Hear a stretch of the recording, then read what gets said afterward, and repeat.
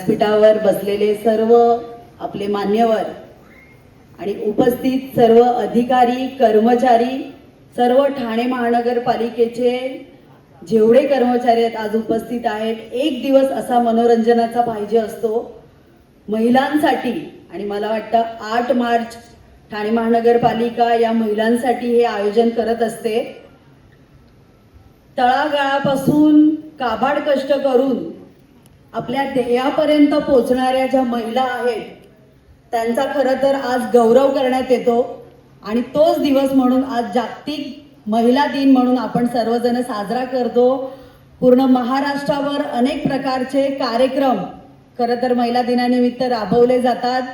आज महिला घरात न राहता घरातली तर ती जबाबदारी पूर्णपणे पार पाडतच आहे, पण त्याचबरोबर सामाजिक क्षेत्रातही ती तेवढ्याच चांगल्या पद्धतीने काम करत आहे. आपण कामाच्या धावपळीत आपल्या आरोग्याकडे पण तेवढंच लक्ष दिलं पाहिजे. महापालिका मार्फत महिलांसाठी आरोग्याचे शिबिर आयोजन केले जातात.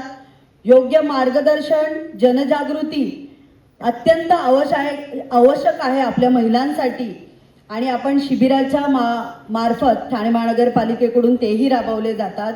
आपण सर्वांनी एकत्रितपणे महिलांच्या हक्कासाठी, संरक्षणासाठी आणि शिक्षणाची संधी, आरोग्य सुविधा, सुरक्षित वातावरण निर्माण करण्यासाठी कटिबद्ध आहोत. प्रत्येक मुलींच्या डोळ्यातील स्वप्न पूर्ण करण्यासाठी मला वाटतं समान संधी आणि मार्गदर्शन हे मिळालं पाहिजेच, पण त्याचबरोबर समाजात स्त्री आणि पुरुष समानतेची भावना रुजवणे ही पण काळाची गरज आहे. मला वाटतं येत्या भविष्य काळामध्ये आज आपल्या कुटुंबामध्ये प्रत्येक एक राजकन्या आहे आणि या राजकन्येला घडवण्याचं काम आपल्या घरातून पाल्य करत असतात.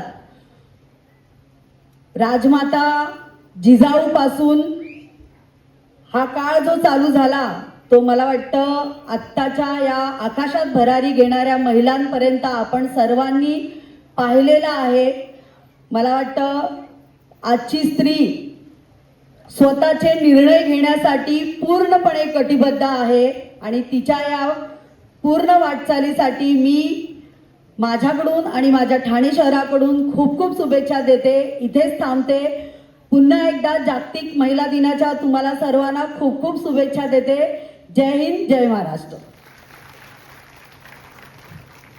धन्यवाद महापौर महोदया.